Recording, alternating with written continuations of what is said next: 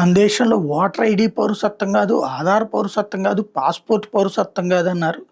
మరి ఇంకేంటి పౌరసత్వం అన్న వివాదం వచ్చినప్పుడు, ఇప్పుడేమన్నా అందరికీ పౌరసత్వ సర్టిఫికెట్లు ఏమన్నా తీసుకోమంటారా అన్న చర్చ కూడా ఓ పక్కన తెర మీదకొచ్చింది. స్పెయిన్‌లో ఇట్లాంటి ప్రయత్నమే జరిగింది. ఎవరైతే మీ దగ్గర డాక్యుమెంట్స్ లేవంటారో వాళ్ళని అప్లై చేయండి పౌరసత్వానికి సంబంధించి అని.